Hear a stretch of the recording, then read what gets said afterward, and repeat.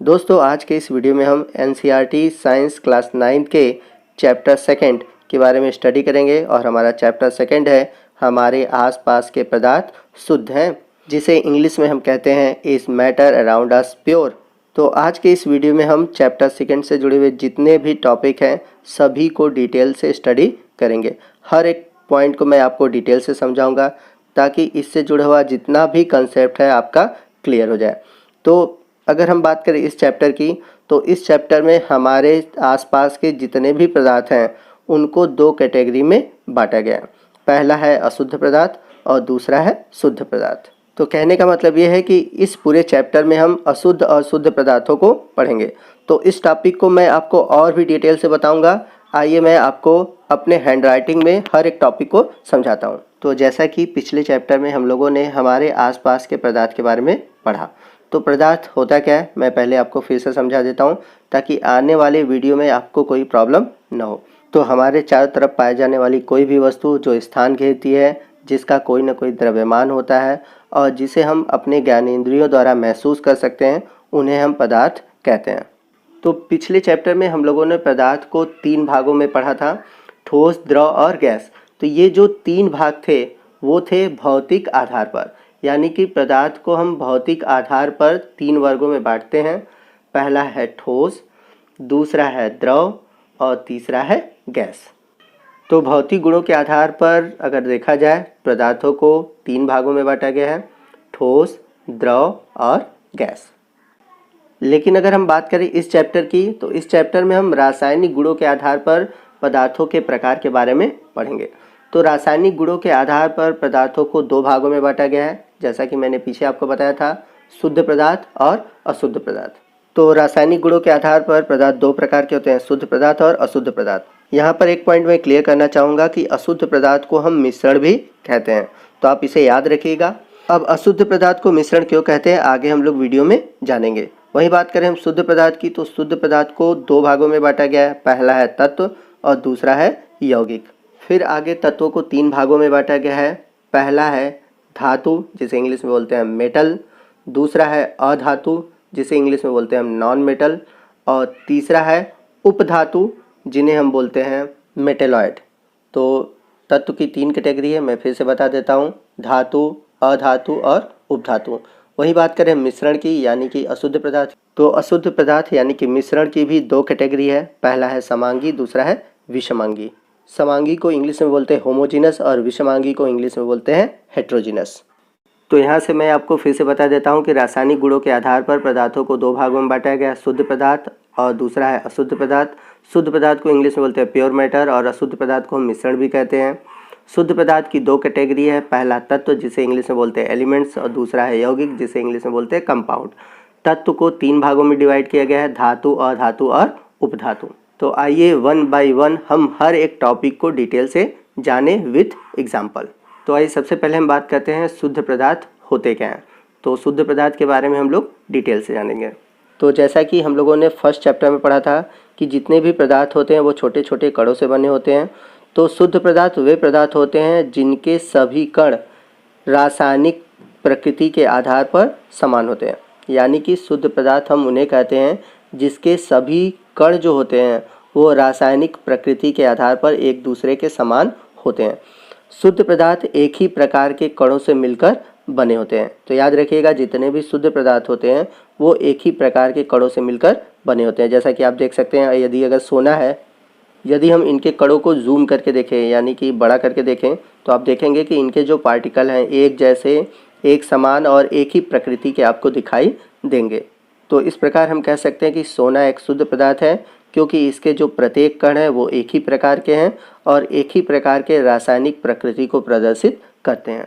इसी तरह से लोहा है जो कि एक शुद्ध पदार्थ है। इसी प्रकार से जितने भी प्रकार के यौगिक हैं जैसे कि पानी है, मीथेन है, चीनी है, ये सभी भी शुद्ध पदार्थ होते हैं। तो यौगिक क्या होता है जब आप ये समझ जाएंगे तो आपको ये क्लियर हो जाएगा कि ये कैसे शुद्ध पदार्थ है। तो आइए नेक्स्ट हम बात करते हैं तत्व और यौगिक के बारे में। तो यदि हम बात करें तत्व की, तो तत्व को इंग्लिश में बोलते हैं एलिमेंट्स। आइए हम जानते हैं कि एलिमेंट्स की परिभाषा क्या होगी। तो तत्व पदार्थ का वह रूप है जिसे रासायनिक प्रतिक्रिया द्वारा अन्य सरल पदार्थों में विभाजित नहीं किया जा सकता। तो कहने का मतलब ये है कि तत्व वे पदार्थ होते हैं जिन्हें हम रासायनिक क्रियाओं द्वारा किसी अन्य सरल पदार्थों में विभाजित नहीं कर सकते। तत्व की एक और परिभाषा मैं आपको बता देता हूँ, आप उसको नोट कर लीजिए। तत्व समान प्रकार के परमाणुओं से बने होते हैं। तो ये भी परिभाषा आप तत्वों के लिए लिख सकते हैं। आइए नेक्स्ट हम बात करते हैं तत्व के उदाहरण की। तो hydrogen, helium, lithium, sodium, carbon, आप सभी ने ये नाम सुना होगा। तो याद रखिएगा ये सभी क्या है, तत्व हैं। आइए तत्वों से जुड़ा हुआ कुछ इंपॉर्टेंट चीज़ मैं आपको बता देता हूँ। अभी तक ज्ञात तत्वों की कुल संख्या 110 से अधिक है। तो मैं आपको बता दूँ अभी तक कुल 118 तत्व खोजे गए हैं। इन 118 तत्वों में 92 जो तत्व हैं, 92 एलिमेंट जो है वो प्राकृतिक हैं, यानी कि प्रकृति द्वारा दिए गए हैं, जबकि जो शेष तत्व हैं वो मानव द्वारा निर्मित है। तो आप याद कर लीजिए कि अभी तक कुल 118 तत्व खोजे गए हैं और आपके एग्ज़ाम में पूछता है कि अभी तक ज्ञात तत्वों में कितने तत्व प्राकृतिक हैं। तो प्राकृतिक तत्वों की कुल संख्या है 92। आइए नेक्स्ट हम बात करते हैं तत्वों के प्रकार की। तो जैसा कि मैंने पीछे आपको बताया था कि तत्वों को 3 वर्गों में बांटा गया है। पहला है धातु, जिसे इंग्लिश में बोलते हैं मेटल। दूसरा है अधातु, जिसे बोलते हैं नॉन मेटल। और तीसरा है उपधातु, जिसे हम बोलते हैं मेटलॉइड। यानी कि जितने भी तत्व हैं उनको हम 3 कैटेगरी में बांटे हुए हैं, धातु, अधातु और उपधातु। आपको मैं एक टेबल दिखा रहा हूँ जो कि है मेंडलीव की आवर्त सारणी। इस सारणी में आप देख सकते हैं कि तत्वों को रखा गया है, ठीक है। अब मैं आपको बता दूं कि इस श्रेणी में धातु कहाँ है, अधातु कहाँ है और उपधातु कहाँ है। तो जो मेटल हैं, जितने भी मेटल हैं वो आपको पर्पल कलर से दिखाई दे रहे होंगे। वहीं जो अधातु हैं, जो नॉन मेटल है, वो आपको ग्रीन कलर से दिखाई दे रहे होंगे। और पिंक कलर से आप जो देख रहे हैं वो है उपधातु। तो ये जो तत्व हैं, जैसा कि मैंने बताया कुल 118 तत्व खोजे गए हैं। तो इन 118 तत्वों में आपके जो मेटल हैं, धातुओं का जो स्थान है वो आपको बैंगनी रंग से दिखाई दिया गया है।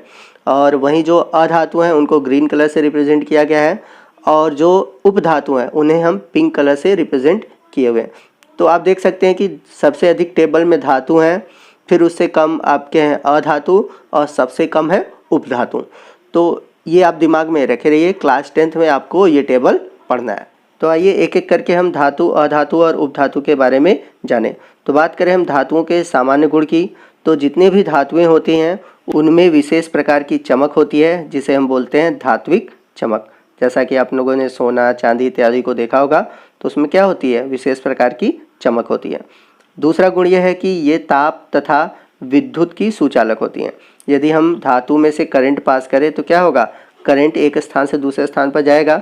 आपने देखा होगा कि जो बिजली के तार होते हैं वो किसके बने होते हैं, धातुओं के बने होती हैं। क्यों, क्योंकि उससे होकर करंट गुजरता है। तीसरा पॉइंट यह कहता है कि धातुएं तन्य होती हैं, यानी कि अगर हम धातुओं को अगर खींचें तो धातुएं क्या होती हैं, फैलती हैं, यानी कि वो तनती हैं। इसलिए इसे बोला जाता है कि धातुएं तन्य होती हैं। और धातुओं के तन्ने के इस गुण को हम बोलते हैं तन्यता। वही हम बात करें धातुओं के अगले गुण की, तो धातुएं आघातवर्धनी होती हैं। यानी कि अगर हम धातुओं को पीटते हैं तो धातुएं क्या होती हैं, फैलती हैं। और इस गुण को हम बोलते हैं आघातवर्धनीय। जैसे आपने देखा होगा कि लोहार क्या करते हैं, लोहे को गर्म करके उसे पीट पीट कर फैलाते हैं। ऐसा क्यों होता है, क्योंकि धातुओं में आघातवर्ध की प्रॉपर्टी होती है, जिसके कारण वो क्या होते हैं, फैलते हैं। पांचवी प्रॉपर्टी क्या है, तो पांचवी प्रॉपर्टी ये कहता है कि ये प्रतिध्वनि प्रदर्शित करते हैं। यानी कि धातुओं को अगर हम पीटते हैं तो एक विशेष प्रकार की ध्वनि उत्पन्न होती है, जिसे हम बोलते हैं धात्विक ध्वनि। तो यदि हम बात करें धातुओं के एग्जाम्पल की, तो लोहा, सोना, चांदी, पारा, ये सभी क्या है, धातुएं हैं। इसके अलावा भी अनेक धातुएं हैं और सबसे हल्की धातु है, याद रखिएगा, सोडियम है।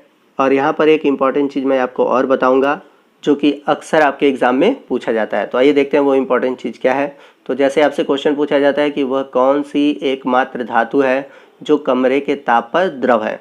तो जैसा कि हम सभी जानते हैं जितने भी धातुएं होती हैं वो कमरे के ताप पर ठोस रूप में होती हैं। चाहे आप लोहा देखें, सोना देखें, चांदी देखें, ये सभी क्या होती हैं, ठोस होती हैं। परंतु एक ऐसा धातु है जो कमरे के ताप पर द्रव रूप में होता है। जैसे पानी द्रव रूप में होता है, ठीक उसी प्रकार यह द्रव रूप में पाया जाता है। तो वो है पारा, जिसे हम बोलते हैं मर्क्यूरी। तो याद रखिएगा, पारा एक ऐसी धातु है जो कि कमरे के ताप पर द्रव रूप में पाई जाती है। आइए नेक्स्ट अब हम बात करते हैं अधातुओं के सामान्य गुण के बारे में। तो यदि हम बात करें अधातुओं के सामान्य गुण की, तो ये धातुओं का जस्ट उल्टा होगा।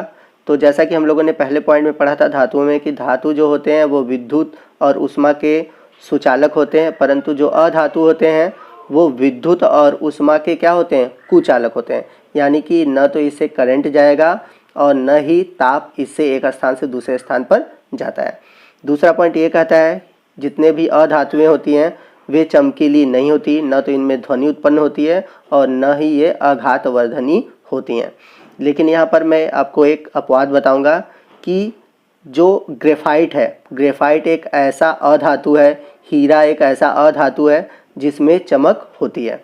तो इस पॉइंट को आप नोट कर लीजिए कहीं, क्योंकि इससे एग्जाम में पूछा जाता है। दूसरा पॉइंट ये भी है कि जो ग्रेफाइट है, ग्रेफाइट विद्युत और उष्मा के चालक भी होते हैं।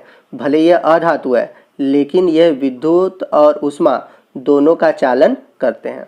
तो ये भले अधातु हैं लेकिन ये धातुओं की भांति गुण प्रदर्शित करते हैं, हीरा और ग्रेफाइट। तो ग्रेफाइट विद्युत का चालक होता है बट हीरा नहीं होता। वही हम बात करें अधातुओं के एग्जाम्पल की, तो हाइड्रोजन, कार्बन, ऑक्सीजन, नाइट्रोजन, ये सभी क्या है, अधातु हैं।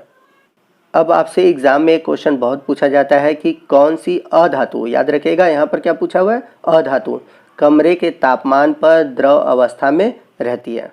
तो आपको एक ऐसे अधातु का नाम बताना है जो कि कमरे के तापमान पर द्रव अवस्था में रहती है। तो इसका जवाब क्या होगा, तो आपका जवाब होगा ब्रोमीन।